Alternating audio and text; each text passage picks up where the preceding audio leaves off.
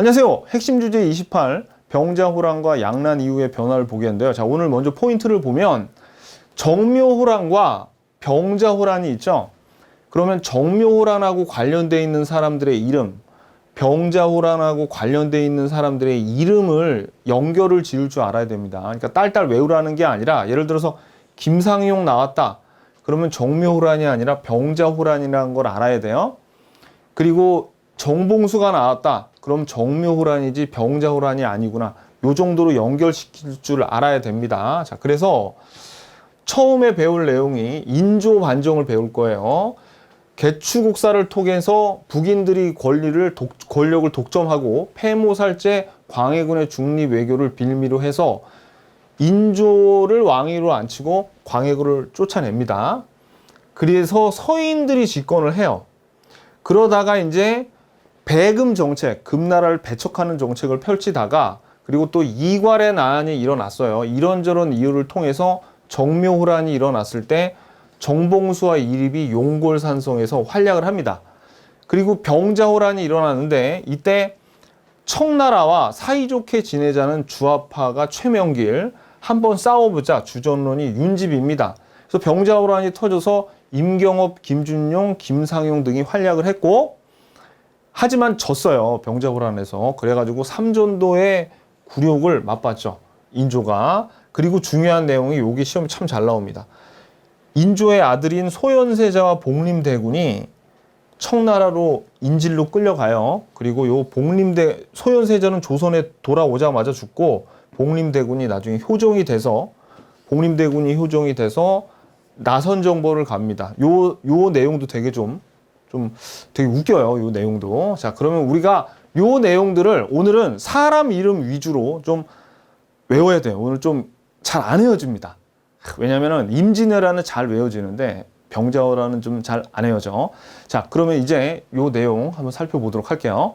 저번 시간에 우리가 요 선조 때 일어났던 임진왜란, 양난 중에 임진왜란에 대해서 살펴봤죠. 그럼 오늘은 선조 이후에 광해군이 왕이 됩니다.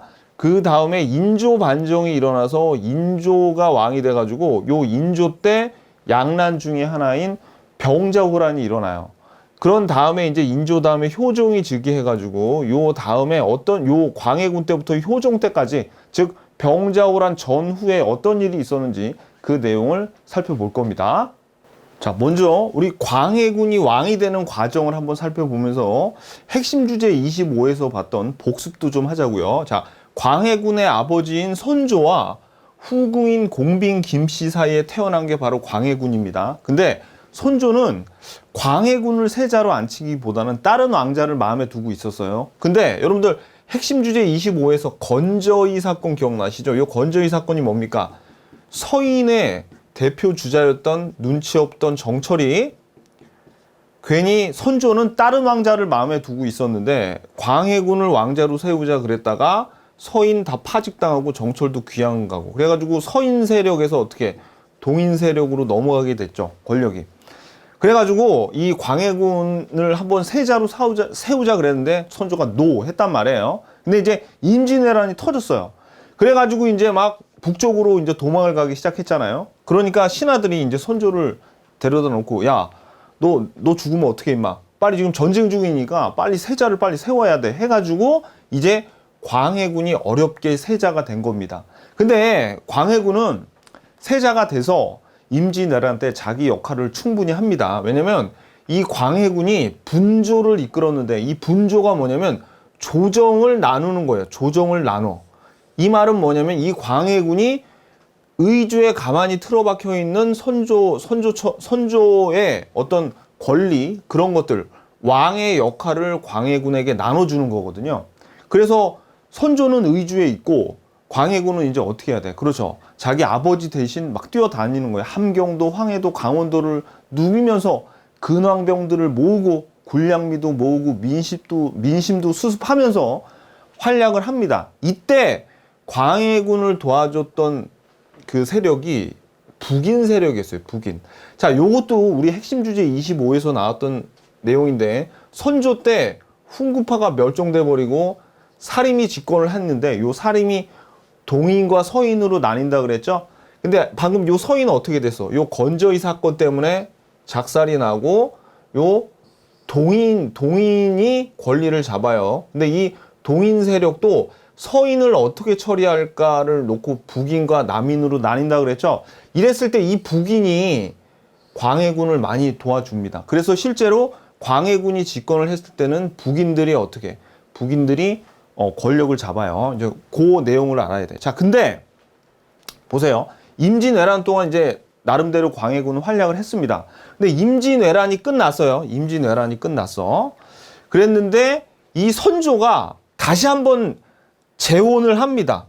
근데 광해군의 엄마인 공빈 김씨는 후궁, 뭐 좀 나쁘게 얘기하면 첩이라고 볼 수 있겠죠. 근데 선조가 이번엔 제대로 된 결혼을 해가지고 정실 부인을 재혼을 해서 임목왕후를 뒀어요. 그럼 벌써 보세요. 광해군의 엄마는 부르는 것 자체가 무슨 김씨, 빈 김씨 이렇게 부르잖아요. 근데 벌써 왕후야. 그리고 태어난 아들도 이런 정실 왕후한테 태어난 아들은 대군이라 그럽니다. 근데 광해군은 대군이 아니라 광해군이잖아요. 그죠? 그러니까 후궁 사이에서 나온 거는 그냥 군이고 요 정실 왕후에서 나오는 애는 대군이라 그래요. 이때가 언제였냐면 광해군이 이제 세자가 되고 나서 12년 정도 지났을 때입니다. 영창대군이 태어났어. 그러니까 광해군 입장에서는 어떻게 해요? 그렇죠. 이제 얘 같은 경우에는 그야말로 적통 아닙니까? 선조의 적통. 그러니까 세자의 입지가 흔들리겠죠. 근데 또 하나 안 좋은 게 뭐가 있었냐면 명나라에서 광해군을 세자로 인정을 안 해주는 거예요. 이 명나라의 내부 사정도 있고 광해군의 형도 있었습니다. 그러니까 너는 적통도 아니고 장자도 아닌 적장자가 아니라서 너 세자 인정 못해. 뭐 그런 식으로 명에서 나오는 거야. 그러니까 광해군은 이래저래 굉장히 초조했겠죠. 그래가지고 이제 선조가 근데 이 영창대군이 3살 때 죽어요. 근데 이렇게 너무 어린 애를 뭐 왕으로 세울 수도 없고 하니까 이제 광해군이 왕이 됩니다. 그러니까 이런 내용들이 있어요. 이런 내용. 그래가지고 여러분들 갑자기 북인이 왜 나오지? 그러면 북인의 지지 세력이 광해군의 지지 세력이 북인이었던 겁니다. 그리고 이제 이 임목왕후가 비록 광해군보다 나이는 어리지만 아무튼지간에 엄마잖아요. 그러니까 계모지, 일종의 계모. 그러니까 서열로 봐서는 자기 어머니란 말이에요. 새어머니란 말이에요. 이 새어머니야. 자, 그리고 영창대군은 광해군의 동생이죠.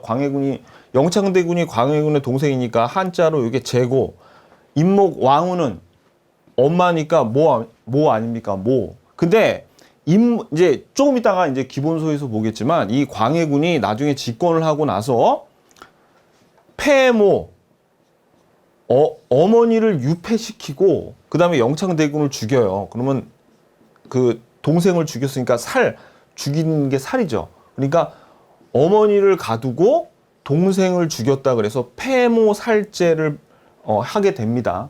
요게 이제 인조 반정의 원인이 되는 거예요.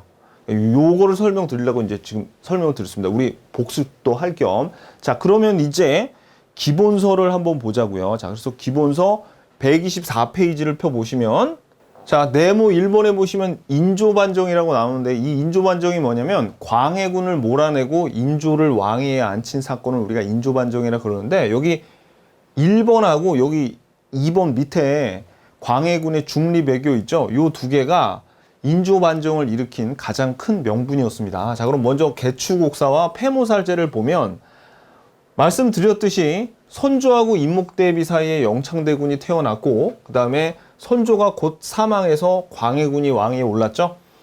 그래서 광해군을 지지했던 북인들이 정권을 잡았는데 처음에는 광해군이 서인하고 남인들한테도 정승자리도 나눠주고 그러면서 등용을 해서 전국을 안정을 시켰어요. 자, 그런데 이제 개축옥사가 일어납니다.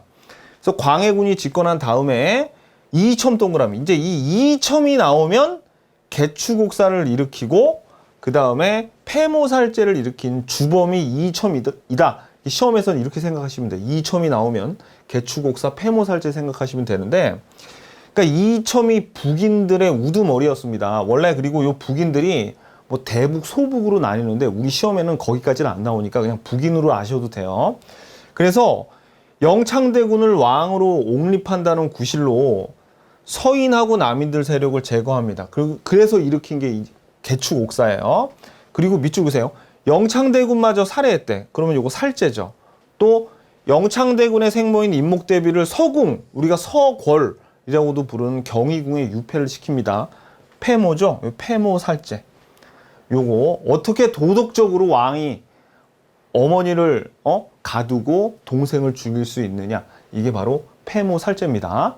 자, 광해군의 중립외교 정책. 중립외교는 한쪽 편을 들어주지 않고 양쪽 편 아무에도 안 들어줬다는 얘기죠. 중간을 지켰다는 얘기인데, 어디랑 어디에 중간을 지켰냐면 명나라와 여진이 세운 나라인 후금과의 그 사이에서 어느 편도 안 들고 중립을 지켰다는 얘기입니다. 자, 이게 무슨 얘기냐면 이겁니다. 자, 요게 지금 조선이잖아요. 근데 명나라가 어떻게 되냐면 이렇게 조선하고 이렇게 이어져 있었어. 그래서 여기가 명나라예요. 그래서 이쪽이 명나라고, 그 다음에 여기에 여진이 있었는데 여진이 힘이 강해져서 얘네들이 후금이란 나라를 세웁니다. 원래 금나라를 세웠는데 고려 때도 여진이 금나라 세웠죠. 그래서 그 금하고 구별하기, 고려 때의 금하고 구별을 하기 위해서 후금이라고 그냥 부르는 거예요. 조선 때는. 근데 자, 요 후금이 좀 세지니까 명나라 말을 안 듣고 서로 막 마찰이 있습니다. 그러니까 명나라가 얘네들 한번 혼 좀 내줘야겠는데 해가지고 후금을 쳐들어갑니다. 근데 쳐들어갈 때 지네 혼자 쳐들어가면 될 걸 조선한테 손을 벌려요. 조선한테 뭐라 그러냐면, 야, 우리 임진왜란때 너희 도와줬잖아. 은혜를 갚아라. 우리가 지금 후금을 쳐들어가는데 너희들도 원병을 좀 내놔. 이렇게 한 거예요. 근데 광해군 입장에서는 광해군이 왕이 돼서 이제 전쟁 끝난 지 20년 정도 됐습니다. 그러니까 아직 그 전쟁의 후유증이 그대로 남아 있어요. 온전하지가 못해. 그래가지고 또 큰 나라끼리 싸우는데 껴들기 싫었겠죠. 그래가지고 이제 요 광해군이 원병을 보내주기 싫어도 보낼 수밖에 없었던 게, 명나라가 임진왜란에 도와줬고 국내의 여론도 은혜를 갚자, 명나라를 도와줘야 된다, 이런 여론이 강했습니다. 그래가지고 할 수 없이 원병을 보내주는데 강홍립을 도원수로 삼아가지고 보낼 때, 야, 너 눈치껏 행동해. 적극적으로 괜히 싸우지 마. 나서지 마. 이러면서 보냈어요. 이래가지고 여기 사르 전투에서 명나라하고, 그러니까 조명연합군이죠. 싸우다가 후금한테 작살이 났습니다. 그래가지고 요 강홍립이 후금에 항복을 하고 투항을 해요. 투항을 해가지고 이제 거기에 누르하치를 만납니다. 누르하치가 누구냐면, 그러니까 누르하치가 조선의 이성계 정도 되는 사람이야. 태조 정도 되는 거예요. 그러니까 조선 태조 정도. 그래서 이 누르하치를 만나가지고 우리 왕께서 이런 말씀을 하셨어요. 후금과 우리가 서로 원수질 일이 전혀 없지만 우리가 원병을 보낸 이유는 명나라가 임진왜란 때 우리를 도와줘서 그렇다. 그러니까 우리 사정을 좀 이해해다오. 이렇게 광해군이 전화를 하는데요. 그래가지고 이 누르하치는 조선에 상당히 호의적이었습니다. 그리고 그럴 수밖에 없었던 게, 당시 이제 명나라하고 계속 마찰이 있었기 때문에 괜히 조선을 건드렸다간 이 여진 후방 쪽이 불안하죠. 그러니까 조선하고 이 누르하치가 있을 때는 나름대로 잘 지냈었어요. 자, 근데 이제 뒷얘기를 미리 조금 하자면, 누르하치가 죽고 나서 그 아들인 홍타이지가 누구냐면은 청나라 태종이라고도 불려요. 얘는 좀 강성했어. 조선에 대해서 그렇게 호의적이지 않았어요. 그래가지고 이제 누르하치가 살아있을 때는 괜찮았는데 홍타이지가 들어서면서 여기 조선에도 인조 반정이 일어나서 이제 왕이 인조로 바뀌고 서인 세력이 주도권을 잡으면서 이제 정묘호란과 병자호란이 일어나게 돼요. 그러니까 요건 조금 이따가 보기로 하고, 일단 우린 강홍립이랑 여기 사르 전투 요 두 개를 알아야 됩니다. 자, 그럼 이제 기본서 볼게요. 돌아와서 자, 이제 볼까요? 명나라의 국력이 쇠약해졌어. 그리고 여진이 세운 후금이 강력한 세력으로 등장했죠. 그러니까 이제 명나라는 지는 해고 떠오르는 해는 후금인 거예요. 자, 그래서 명나라의 요청을 받은 광해군은 강홍립 동그라미. 자, 이제 강홍립 나오면 여러분들이 사르 전투, 중리배교, 광해군의 중리배교 생각해야 돼요. 도원수를 삼아서 명을 지원하도록 했는다. 자, 밑줄 그세요. 적극적으로 전투에 임하지 말고 전투 상황에 따라 대처하도록. 눈치 봐서 너무 적극적으로 싸우지 마. 이렇게 얘기한 거예요. 자, 그래서 강홍립은 사르 전투에 참전해서 패배한 다음에 자, 후금의 투항, 밑줄 그세요. 후금의 투항했어요. 강홍립이. 그런 다음에 강홍립이 후금의 조선의 출병은 어쩔 수 없었어요. 어쩔 수 없었어요. 이렇게 얘기를 했습니다. 자, 그 결과 명나라와 후금 사이에서 중리배구를 펼쳐서 국가를 안정시켰죠. 적어도 어떻게 해요? 정묘호란이나 병자호란 같은 그런 전쟁은 일어나지가 않았잖아요. 그죠? 자, 그래서 이게 되게 높이 평가를 받았는데 아까 말씀드렸듯이 명나라를 좀 더 적극적으로 도와주고자 하는 세력, 북인들의 반대파 세력이겠죠. 그래서 요걸 명분으로 해서 자, 밑줄 그세요. 서인과 남인은 중리배교를 명나라에 대한 배신으로 받아들여서 인조 반정의 빌미를 제공하게 됐습니다. 자, 그래서 보세요. 이제 두 가지 이유가 나왔네. 폐모살제, 그 다음에 명나라를 배신한 중리배교가 나왔어요. 그래가지고 인조 반정을 이제 일으키게 되죠. 자, 3번 쌍가라선보 인조 반정 원인. 그래서 인조 반정의 원인이 말씀드렸던 폐모살제, 반윤리적이라 이거야. 그래서 폐모살제를 행한 광해군에 대한 반발이 커졌고, 두 번째 원인이 중리배교, 대의 명분을 중시하는 서인들을 중심으로 광해군의 중리배교를 명에 대한 의리를 저버리는 것으로 비판했죠. 그래가지고 이제 서인을 중심으로 남인들까지 합세해서 이제 인조를 왕으로 세웁니다. 광해군을 몰아내고. 그래서 서인과 남인은 광해군을 폐위시키고 능양군, 인조가 당시에는 능양군이었어요. 능양군을 왕으로 즉위시키고요. 그래가지고 어떻게 이제 북인들은 몰락의 길에 들어섰고 몰락을 했고 이제 서인과 남인이 정권을 잡았는데 서인들이 수가 더 많았습니다. 그래서 서인이 주 세력이고 남인은 그 옆에서 보조하는 이런 세력이 됐습니다. 그래서 인조 반정까지 우리가 봤어요. 자, 125페이지 정묘호란과 병자호란 보겠습니다. 자, 일단 먼저 요걸 아셔야 돼요. 정묘호란을 일으킬 때는 아직 국호가 금나라 후금이었어요. 그리고 청나라로 국호를 바꾼 다음에 병자호란이 일어나요. 그럼 우리 시험에 사료를 막 읽는데 후금이라고 나온다. 그러면 정묘호란을 얘기하거나 정묘호란 이전 얘기를 얘기하는 거고, 만약에 요 사료를 읽어봤더니 청나라라고 나오면 병자호란을 얘기하거나 병자호란 이후를 얘기하는 겁니다. 요거 참고로 알아두시고, 자, 그 다음에 정묘호란이 일어날 수밖에 없던 배경, 정묘호란이 뭐예요? 후금이 열받아가지고 조선으로 쳐들어오는 게 정묘호란인데 그 원인 중에 하나가 친명, 배금. 자, 배청이 아니죠. 왜? 아직까지는 이름이 금나라였어요. 그러니까 명나라하고 조선이 너무 친하게 지내고 오랑캐인 금나라를 너무 배척하기 때문에 이것 때문에 열받아서 쳐들어온 겁니다. 근데 지금 조선은 왕이 인조예요. 정묘호란이 일어날 때 왕은 인조고 인조를 왕으로 세웠던 애들이 서인이죠. 남인하고. 그러면 얘네들이 친명배금을 할 수밖에 없었어요. 왜? 왜냐면 광해군을 폐위시킨 이유가 너 왜 중리배교해? 왜 명나라 편 안 들어? 명나라의 은혜를 배신하는 거야? 이러면서 광해군을 몰아내고 인조를 세웠죠. 그러니까 얘네들은 죽었다 깨나도 친명배금을 할 수밖에 없었습니다. 그래가지고 어떻게 해요? 후금은 불안할 수밖에 없는 거야, 얘네도. 왜? 왜냐면 여기 후금을 자극했는데 자극이 많이 될 수밖에 없겠죠. 왜냐면 지금 후금이 명나라하고 한참 싸우고 있어요. 근데 여기 조선의 왕이 인조로 바뀌었는데 얘가 정신 못 차리고 계속 나는 명나라 너무 좋아 죽겠어. 뭐 이러고 있는 거예요. 그럼 어떡해?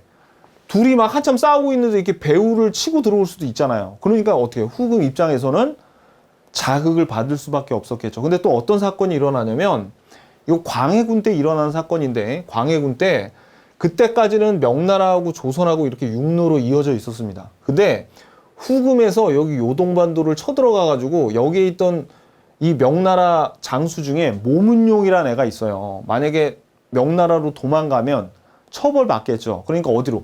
아니, 도망가더라도 하필 조선 쪽으로 도망을 왔어요. 그래서 광해군도 입장이 난처하지 않습니까?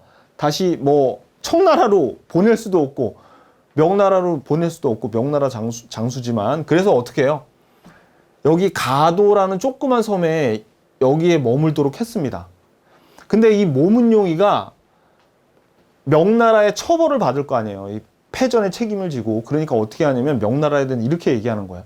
저기 후금 쪽에서 무슨 문제가 일어나면 제가 배후를 치겠습니다 라고 해서 명나라로부터 원조도 많이 받고 그랬어요. 그러니까 어떻게 이 후금 입장에서는 열이 받을 대로 받았겠죠. 조선에서 이걸 좀 쫓아냈으면 좋겠는데, 그죠? 그런데 인조가 왕이 되고 나서는 명나라가 인조를 왕으로 또 인정을 안 해줘요. 그러면 어떻게 해? 요 인조가 자기의 권위를 세우려면 명나라로부터 자기가 그렇게 이 서인들과 인조가 그렇게 떠받들고 있는 명나라로부터 왕으로 인정을 받아야지 자기의 권위가 설 텐데 명나라 쪽에서 야, 너 광해군 왜 죽였어? 아니, 너 우리 인정 못해. 이러고 있는 거예요. 그러니까 어떻게? 이 인조는 자기의 권위가 떨어지고 명분도 이 퇴색이 될 가능성이 크죠.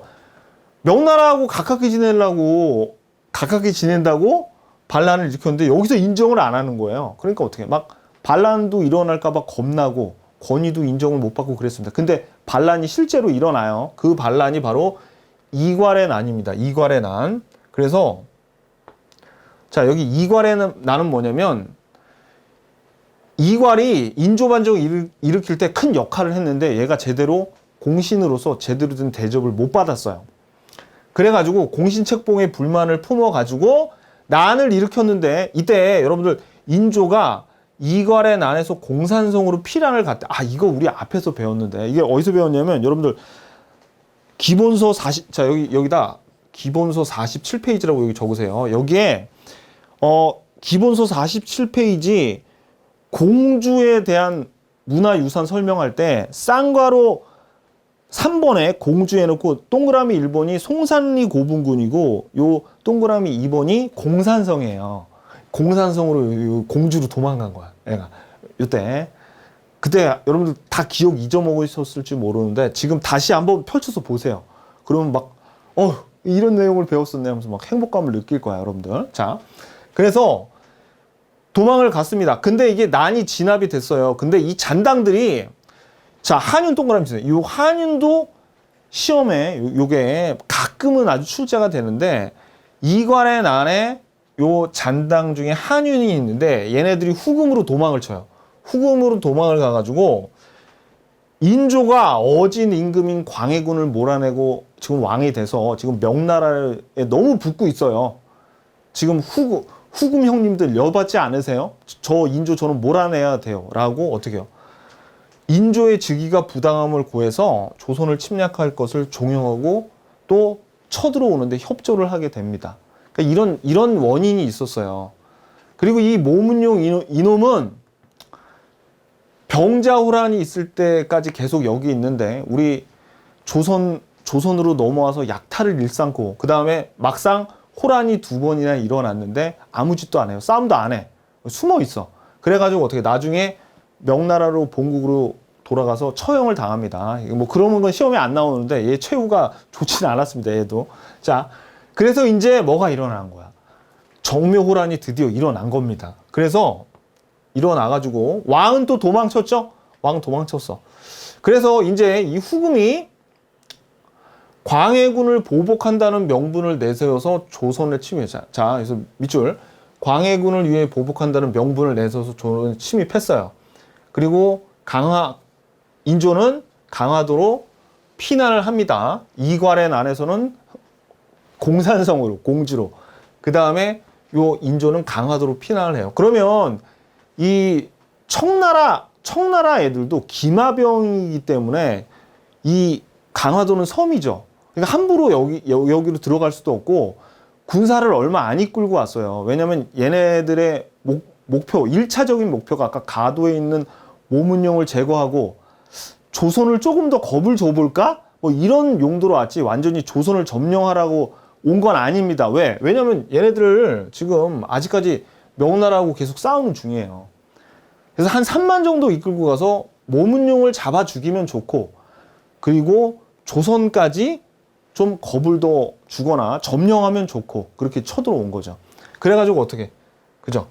그래가지고 인조는 강화도에 피난까지 했으니까 이제 강화를 요청해요. 청나라 쪽에서 먼저, 야, 내가 쳐들어왔는데 니네 앞으로 조심해라, 이제 조심해야 돼, 이러면서 강화를 요청합니다. 그래가지고 정묘약조를 맺어요. 정묘약조. 그래서 형제 관계를 맺습니다. 이제 조선이 동생이고 후금이 형하기로 한 거예요. 형제 관계를 맺어서 조선이 후금을 형으로 섬기고, 또 그 다음에 명과 후금 사이에서 중립외교를 지킬 것을 서로 약조합니다. 요거를 우리가 정묘약조라고 해요. 근데 정묘약조라는 요거를 기억하는 것보다 이런 내용을 기억해야 돼. 요게 정묘호란 때에는 형 동생으로 지내기로 했어요. 형 동생으로. 그냥 요렇게 결론이 났습니다. 군신 관계가 아니에요. 형 동생으로 지내기로 했다고. 형제 관계. 근데 시험에는 이게 잘 나와요. 왜냐면 정묘호란에 우리가 일방적으로 당하긴 당했지만 우리 쪽에서도 이긴 전투가 있으니, 자, 이름을 기억하셔야 됩니다. 전직이 현감 출신인데 의병장인 정봉수 동그라미, 그리고 의주에서 의병을 일으켰던 이립, 요 의병 둘이 용골산성 네모, 용골산성 별표, 요거 용골산성이 뭐에? 정묘호란의 상징입니다. 상징. 우리가 시험에서 우리가 이겼던 싸움을 시험에 내야 되잖아요. 근데 정묘호란에서 정봉수, 이립, 용골산성, 이거를 여러분들이 반드시 기억을 해야 돼. 그러니까 용골산성이 어디쯤에 있냐면, 뭐 이 위치를 물어보지는 않는데 대강 한 요쯤에 있어요. 용골산성이 한 이쯤에 있거든요. 그래가지고 여러분들이 다시 한번 말씀드리지만, 이 정묘호란 있죠? 정묘호란에서 시험에 잘 나오는 건 이괄의 난이 시험에 잘 나와요. 이괄의 난. 이괄의 난이 요게 정묘호란의 원인이 됐고요. 이괄의 난.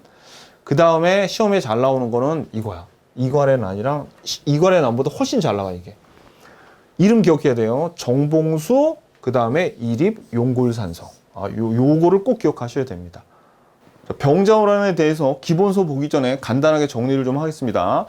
자, 이제 국호를 청나라로 바꿨어요. 후금이. 그러면서 조선에게 형제관계를 넘어선 군신관계를 요구합니다. 조선 입장에서는 굉장히 모욕적이었겠죠. 얼마 전까지만 해도 조선한테 형이라고 부르던 여진이 이제 좀 컸다고 형이라고 불러줬더니 이제는 아예 자기 신하가 되라고 하는 거예요. 그리고 무리한 조공을 요구하니까 이제 조선 쪽에서는 이 청이 너무 컸기 때문에, 야, 얘네하고 사이좋게 지내야 돼. 안 그러면 우리 당할지도 몰라. 이러면서 화친을 주장하는 주하파, 아니면 아니 이것들이 아무리 컸다 그래도 우리한테 덤벼라고 한번 싸워보자라는 주전파로 나뉩니다.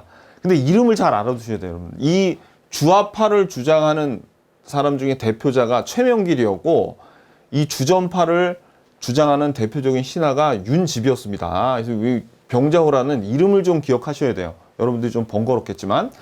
자, 그래가지고 조선 쪽에서 이제 청나라 쪽에 뭐 성의 있게 대답도 못하고 얘네들이 막 싸우느라고 또 뭐 이렇게 그럴 여력도 없었겠죠. 그리고 이제 주전파 쪽으로 이렇게 의견이 넘어가다 보니까 이 청나라가 쳐들어옵니다. 쳐들어와요. 굉장히 빠른 속도로 쳐들어오는데, 특히 이제 백마산성, 의주에 있는 백마산성 같은 경우에는 임경업이 아주 굉장히 잘 지키고 있었어요. 그러니까 어떻게, 돌아서 와. 돌아서. 그러니까 이게 어디 있냐면은, 뭐 위치까지 기억할 필요 없습니다. 우리 시험에 안 나와요. 여기 백마산성이 여기 의주 요쯤에 있어요. 그리고 아까 우리가 정묘호란에서 봤던 용골산성이 그 밑에 있는데, 이걸 돌아서 이제 한양으로 진격을 합니다. 어마어마하게 빨리 와요. 근데 요 한양에서 원래 피난을 이 강화도 쪽으로 가야 되거든요. 강화도 쪽으로 가야 되는데 뭔가 잘못돼가지고 요 남한산성 쪽으로 가게 됩니다. 인조가. 이게 왜 그러냐면, 자, 보세요. 요거부터 먼저 설명 드릴게요. 그래서 엄청나게 빠른 속도로 지금 막 얘네들은 기마병이기 때문에 또 엄청 빨라요. 그리고 우리가 임진왜란 때 잠깐 얘기하고 조금 이따가 얘기할 건데, 임진왜란 때 재승방략 체제였다가 크게 당해가지고 진관 체제로 다시 복귀를 하거든요. 근데 진관 체제는 그 병사들이 여기저기 흩어져 있잖아요. 조그맣게. 그러니까 이 밀물이 밀려온 청나라한테 계속 각계파 당하면서 어떻게 저항을 못 하는 거야. 그러니까 엄청나게 빠른 속도로 내려오고 있죠. 그래가지고 이제 요 인조가 좀 답답한 게, 임진왜란 때 선조 같은 경우에는 도망이라도 잘 갔잖아요. 그죠? 도망이라도 잘 갔는데 인조는 도망도 제대로 못 갔어. 아까 잠깐 말씀드렸듯이 강화도에 먼저 뭐 요 복림대군이라던가 이런 왕족이나 다른 고관 대작들의 뭐 가족들을 강화도로 먼저 피신을 시키고, 자기도 나중에 따라가려 그랬는데 우왕좌왕하다가 가려고 하다 보니까 그때 마침 눈보라가 너무 거셌고 거기에다가 이미 이 청나라 애들이 길목을 막고 있었어요. 그러니까 굉장히 빠른 속도로 내려온 거야. 그래가지고 이제 남한산성에 인조하고 소현세자가 고립이 됩니다. 고립이 되는데, 그러면 아까 말씀드렸듯이 전국에서 또 왕을 구하겠다고 의병들이 막 일어나고 근황병들도 막 모이는데, 근데 아까 말씀드렸지만 여기저기 다 그 군사들이 흩어져 있어가지고 안 돼. 청나라한테 안 돼. 근데 그나마 이겼던 그 장수가 있는데, 그게 김준용이에요. 그러니까 요거 이름을 기억을 하셔야 돼. 임경업, 김준용 다 기억을 하셔야 됩니다. 근황병들을 이끌고 요 남한산성 쪽으로 막 올라오면서 요 광교산 근처에서 승리를 거둡니다. 병자호란이 굉장히 조선이 처참하게 졌잖아요. 그러니까 임경업, 김준용, 김상용은 왜 나오냐면, 그나마 이 처참한 전투에서 어떤 공을 세웠던 사람들이 딱 한 요 정도밖에 안 되는 거야. 임진왜란 같은 경우에는 뭐 우리 조선이 피해를 많이 봤지만 아무튼 일본 놈들 쫓아냈잖아요. 그래가지고 막 권율, 이순신 뭐 이런 쟁쟁한 장수들도 나오고, 여러분들도 이름 기억하는 게 이름이 쏙쏙 돼요. 이긴 전투는 쏙쏙 잘 들어온다고. 근데 병자호란 같은 경우에는 어떻게, 그죠? 여러분들 수험생들이 잘 기억을 잘 못해. 그래도 해야 됩니다. 우리는. 아셨죠? 이따가 한번 더 볼 거지만 이거. 그리고 이제 남한산성에서 버티고 있었는데 또 겨울이라서 엄청 추웠어요. 근데 이 강화도를 청나라에서 먼저 칩니다. 근데 강화도가 금방 함락이 돼요. 강화도가. 그래가지고 그때 이 김상용이 이 강화도에서 장렬하게 그 화약이 청나라한테 넘어가지 못하게 화약고에다 불을 지르고 자기는 장렬하게 전사를 합니다. 그래서 요 셋이 나오는 거예요. 그래가지고 강화도에 이제 왕족들이랑 잡았죠. 그래서 포로들을 이끌고 남한산성에 가가지고 니네 가족들이 내 손아귀에 있는데 어떻게 할까?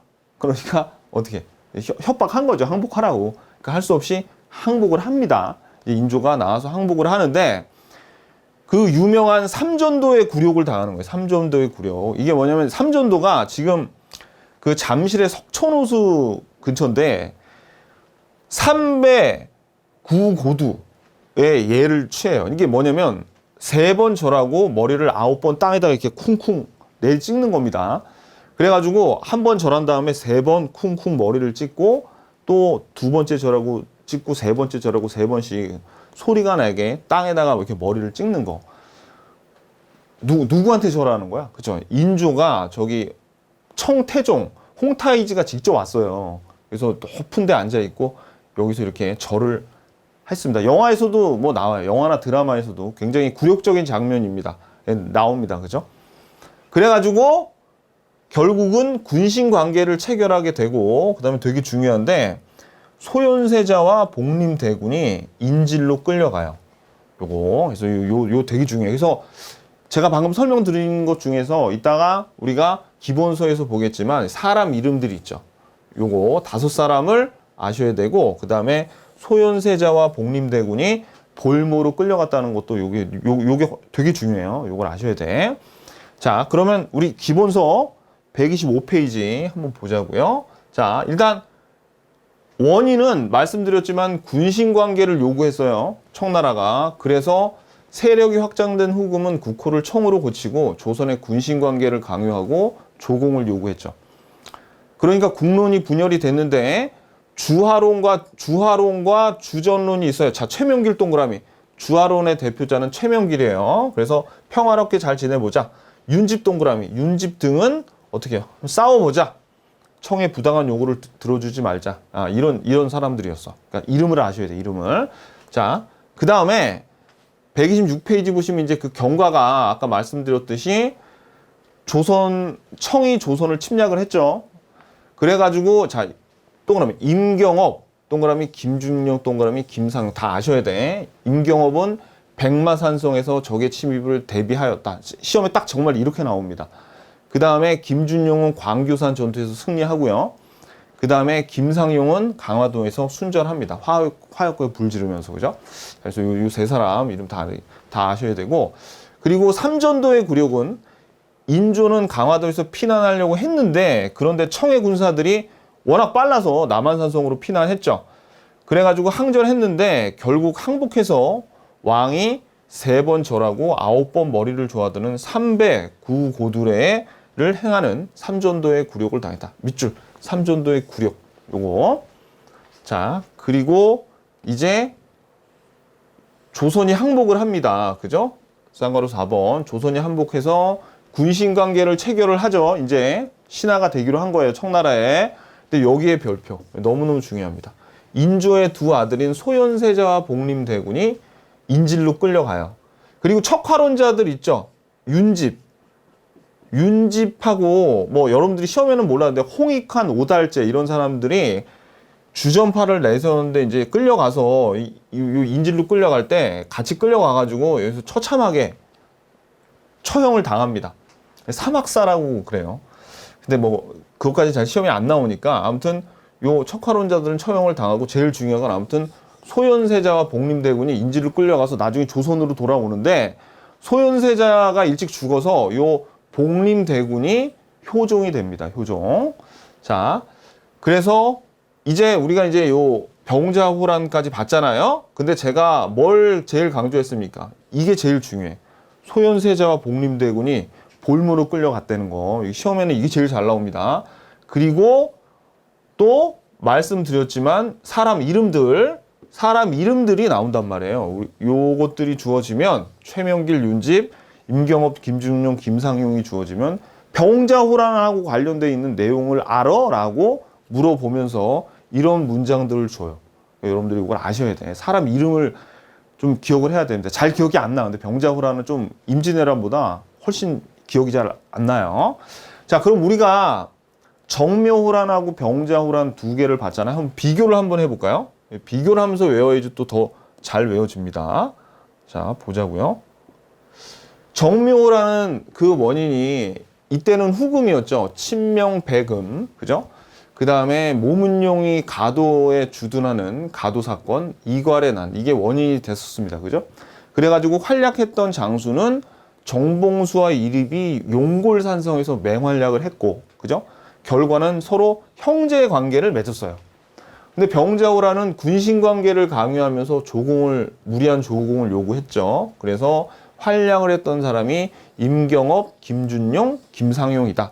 그 다음에 그 결과로 삼전도의 굴욕을 걷고 군신 관계를 체결하고 볼모로서 소현세자와 복림대군이 끌려갔다는 거. 요거. 그래서 여러분들이 조금 시간이 지나면 또 요 둘을 좀 헷갈려 하시는 그런 경향이 있습니다. 그러니까 요 확실하게 외워두셔야 돼요. 요거 사람 이름이 중요해요. 사람 이름이. 자, 호란 이후의 청과의 관계를 보겠습니다. 자, 아까 말씀드렸지만 여기 지금 효종이 즉위하죠. 청에 볼모로 갔던 소현세자는 조선으로 돌아왔는데 곧 사망하고 같이 볼모로 잡혀갔던 소현세자인 동생인 복림대군이 효종으로 즉위해요. 여기서 봤잖아요. 아까.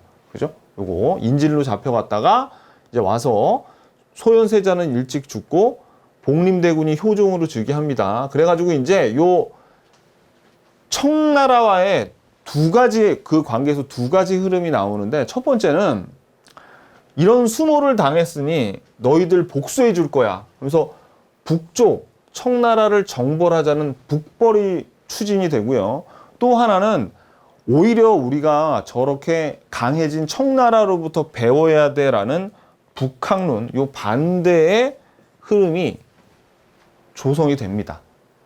근데 아무튼 북벌론이 훨씬 우세했겠죠. 그죠? 그랬는데 요 북벌론을 추진하던 게 바로 요 대표자가 서인의 송시열입니다. 송시열은 계속 나올 거예요. 근데 송시열은 북학이 아니라 뭐예요? 서인의 송시열은 북벌을 추진하죠. 그럴 수밖에 없는 거겠죠. 왜? 왜냐면 서인 애들이 그 중리배교 잘하고 있는 광해군을 몰아내고 인조를 앉혀가지고, 그죠? 인조를 앉혀가지고 지금 나라가 풍비박산이 난 거 아닙니까? 그러니까 책임지고 자리에 물러났어야 되는데 계속 서인 세력이 권력을 잡으려면 어떻게 해야 돼? 그쵸? 우리가 지금 비록 졌지만 반드시 복수해 줄게요. 뭐 그렇게 나온 거죠. 그래가지고 어떻게 북벌을 계속 추진을 합니다. 요 서인 세력들이 정말로 북벌을 하고 싶은 마음도 있겠으나 자기의 정권을 유지하기 위해서는 어쩔 수가 없어요. 계속 청나라를 적대시하는 수밖에 없습니다. 그죠? 그래가지고 되게 좀 코미디 같은 일이 벌어지는데, 여기 별표 치세요. 나선 정벌. 이 나선은 뭐냐면 러시아입니다. 러시아가 나선이에요. 이 러시아를 정벌하는 일이 두 번이나 일어나는데, 원래 이 북벌을 하기 위해서 이 효종이 군대를 키워요. 그래서 뭐 이게 대표적으로 이제 조총부대도 키우고 군대를 막 양성을 합니다.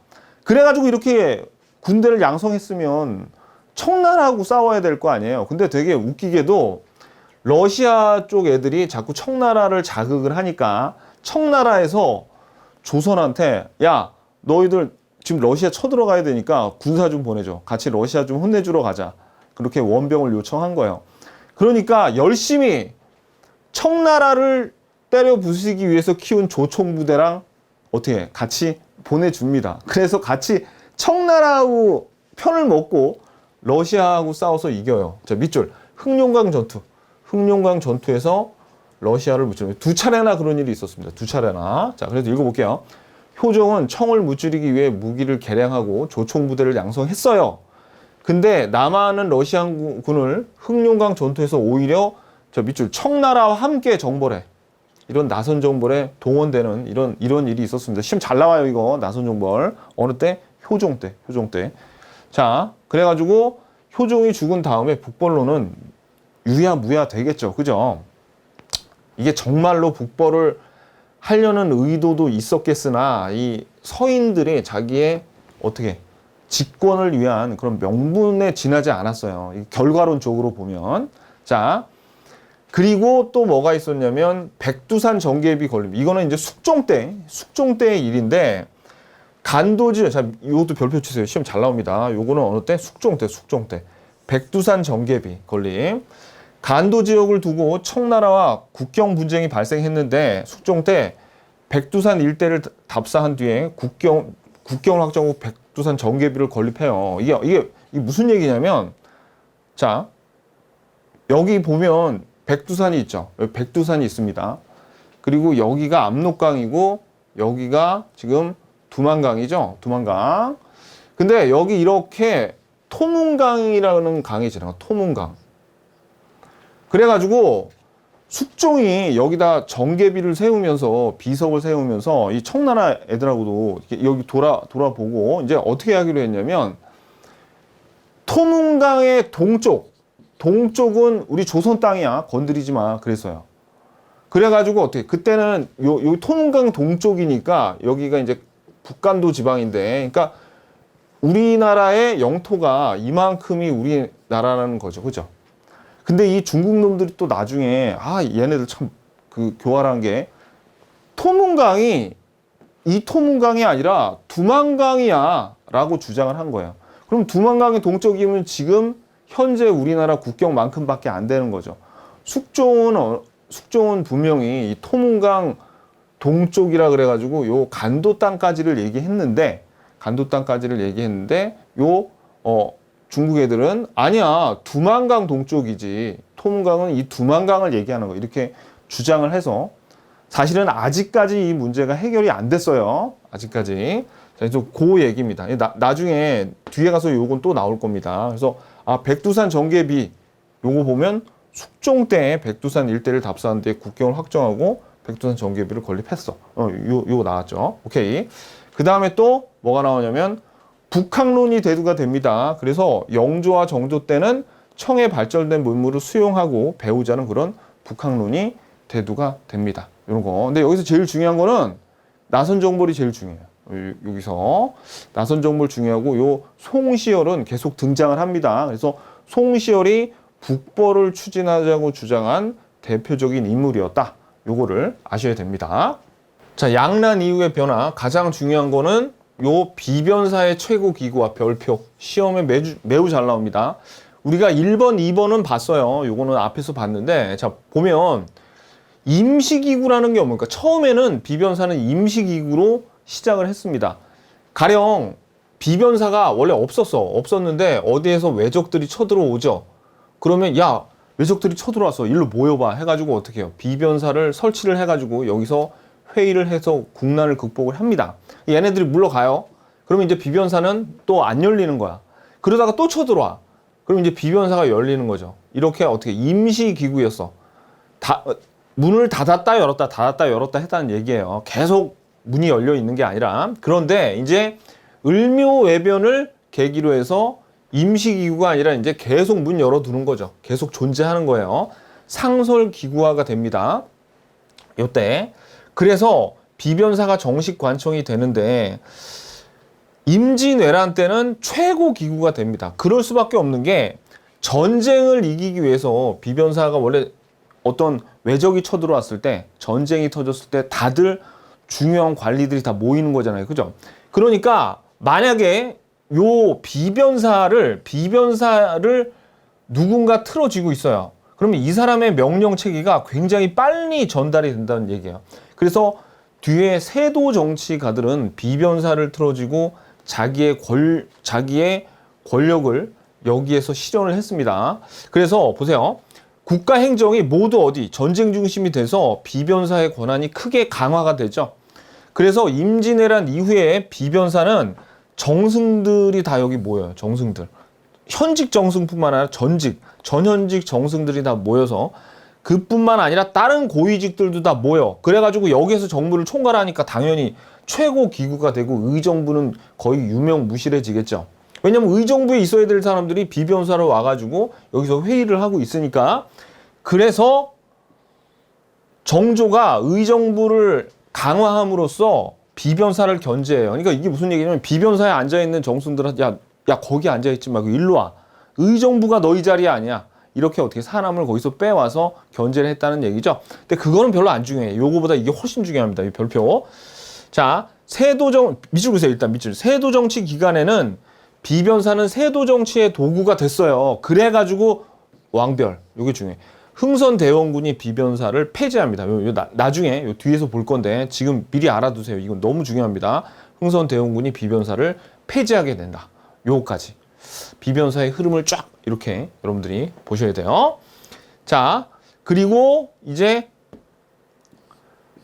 중앙군을 개편하죠. 중앙군을 원래 우리 기억나시죠, 여러분? 중앙군이 조선에서는 5위였습니다. 5위. 근데 5위가 5군영으로 이렇게 변신을 하는 게 아니에요.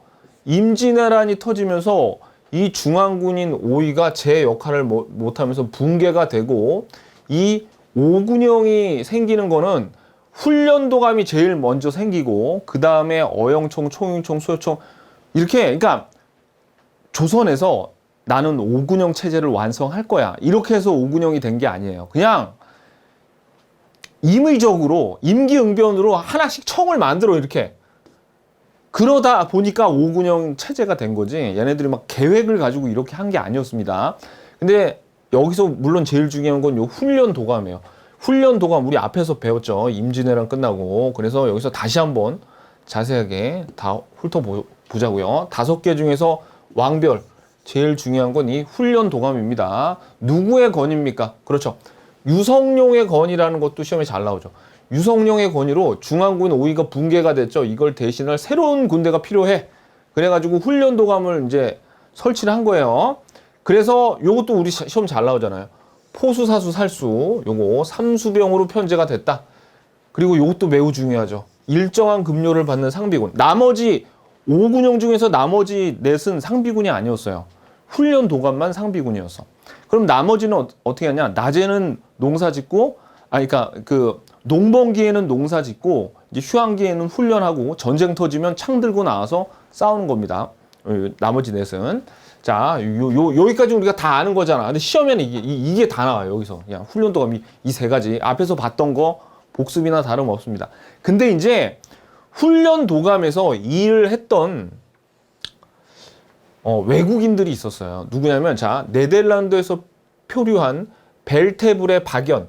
한국에 거의 귀하다시피 조선인처럼 살았던 사람입니다.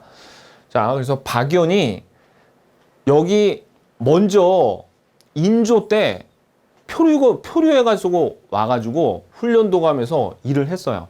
화약 기술이 굉장히 좀 뛰어나가지고 이 사람이 훈련도감에서 혁혁한 공도 세우고 병자호란 때는 거의 참전까지 합니다.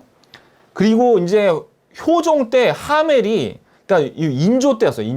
인조 때 왔고 하멜은 효종 때 왔어요. 근데 이 하멜은 부잣집 아들 출신이라 뭐 기술도 없고 그랬는데, 아무튼 벨테브레가 똑같은 네덜란드 일인데 엄청 기술이 좋았잖아요. 그래서 하멜도 잘할 줄 알았는데 훈련도감에 배치를 해놨긴 했는데 얘는 별로 활약을 못했어요.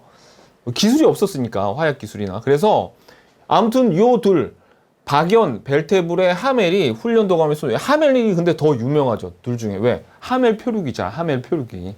그 하멜이에요. 그래서 둘 다 훈련도감에 소속됐습니다. 그래서 벨테브레는 서양식 대포의 제조법과 조정법을 가르쳐줬고, 하멜은 네덜란드로 돌아가서 하멜 표류기를 지었어요. 이때 일이라고요. 요 둘이 있었던 게 요때 인조 때하고 효종 때 있었던 일입니다. 요게. 참고로 이 벨테브레는 좀 못 사는 흑수저 출신이고 그래가지고 이런 기술들을 많이 알았는데, 하멜은 그렇지 않아. 부잣집 아들이었어. 그래가지고 어떻게 해요?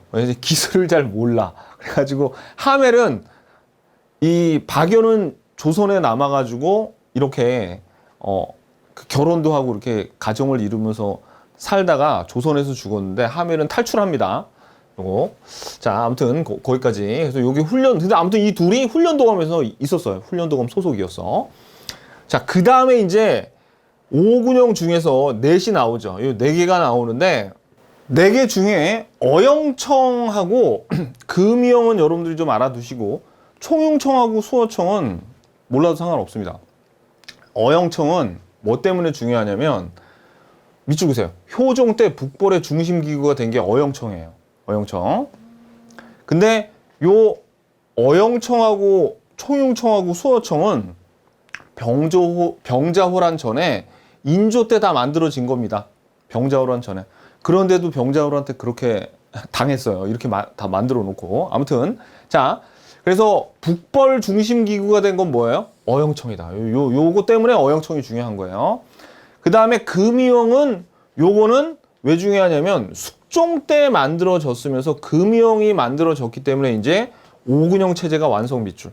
금이형이 설치가 돼서 5군형 체제가 완성된 게 중요하지, 뭐 이렇게 각각의 내용이 중요한 건 아닙니다. 그래가지고 여러분들이 요 5개, 훈련도감, 어영청, 총영청, 수어청, 금이형 이렇게 외울 필요도 없어요. 그냥 여러분들이 어영청하고 금이형은 알아두셔야 돼. 어영청하고 금이형은 알아두는데, 가장 여러분들이 신경 써서 세세하게 알아둬야 될 건 이 훈련도감입니다. 훈련도감. 우리가 앞에서 배웠던 1, 2, 3뿐만 아니라 벨테불의 박연하고 하멜까지 여러분들이 알아두셔야 돼요. 자, 그리고 어영청은 뭐라고요? 효종 때 북벌 중심 기구가 됐어. 어영청. 그죠? 그 다음에 숙종 때 만들어진 게 바로 요 금이형이 완성이 됨으로써 5군형 체제가 완성이 됐죠. 뭐 기병과 번상병 이런 게 중요한 게 아니고. 무슨 얘기인지 아시겠죠? 오케이. 자, 그 다음 페이지 128페이지입니다. 자, 지방군 개편은 시험에 거의 안 나오는데 그나마 이제 다른 시험에 자주 등장하는 내용만 좀 볼게요. 자, 일단 방어 체제는 임진왜란 때 제승방략 체제로 했었는데 이거 지휘관 기다리다가 이미 외놈들이 다 쳐들어와가지고 다 박살나고 그러니까 제승방략 체제에서 다시 지역 방어인 진관 체제로 복귀를 하게 됩니다. 그리고 나서 자 보세요 여러분들, 소고군으로 편성하는데 임진왜란이 끝나고가 아니라 임진왜란 중에 유성룡이 또 건의해서 소고군을 편성했는데 그 내용이 그나마 시험에 나오는 건 이게 나와요. 양반에서 노비까지 전계층으로 구성됐어. 소고군은. 요거. 왜 그랬겠습니까? 아니, 당연히 이제 전쟁 중인데 양반이고 노비가 어딨냐. 지금 칼을 들 수 있으면 다 나와서 싸워라. 이래가지고 양반까지 동원이 되고 노비까지 다 같이 왜군들하고 싸운 거겠죠. 그죠? 그래서 특히 여기서 노비들이 큰 공을 세웁니다. 왜냐하면 이 노비 입장에서는 군역을 지지 않는다는 말은 물론 군대 안 가서 좋겠지만은 뭐가 있어요. 그렇지. 군역을 진다는 것은 자기 신분이 상승했다는 얘기나 마찬가지예요. 마치 양인처럼 나도 군역을 지내 하고 실제로 여기 임진왜란 때 이 소고군이 자기 역할을 합니다. 이 노비들이 어떻게 공을 세워서 신분이 바뀌기도 하고 그래요. 그래가지고 양반에서 노비까지 전계층으로 구성이 됐다. 요게 그나마 나올만 합니다. 요거. 그리고 이제 평상시에는 생업에 종사하다가 유사시에 전투에 동원됩니다. 요 병농 일치사회라 그랬죠. 요거는 뭐 당연한 거고. 그 다음에 이제 나중에 되면은 또 양반들이 균역을 회피해서 상민과 노비들의 부담이 점점 커져요. 나중에 이제 뒤에 가서 우리가 균역에 대한 내용을 볼 때 한번 볼 겁니다. 요거는 한 요 정도만 살펴보시면 돼요. 오케이. 자, 그럼 오늘 포인트 보겠습니다.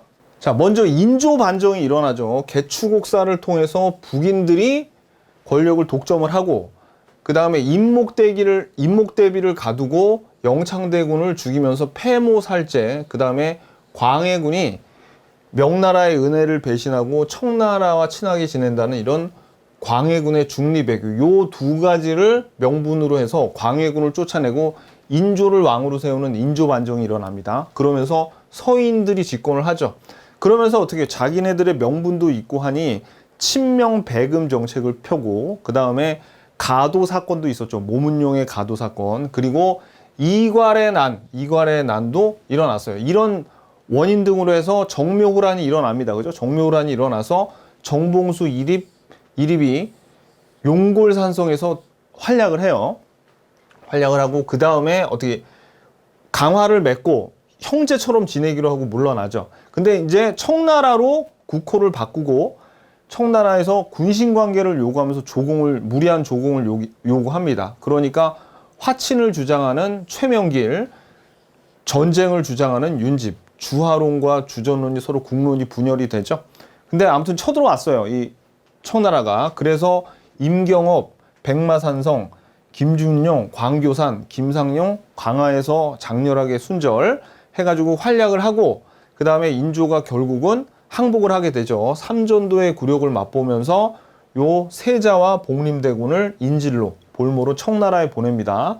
소현세자는 조선에 돌아오자마자 죽고 복림대군이 효종이 돼서 북벌을 위해서 조총부대 등을 키우지만 막상 요 부대를 키워서 청나라를 위해서 러시아와 싸우는데 나선 정벌을 하는데 2번이나 나가요. 그죠? 흑룡강 전투를 치르게 됩니다.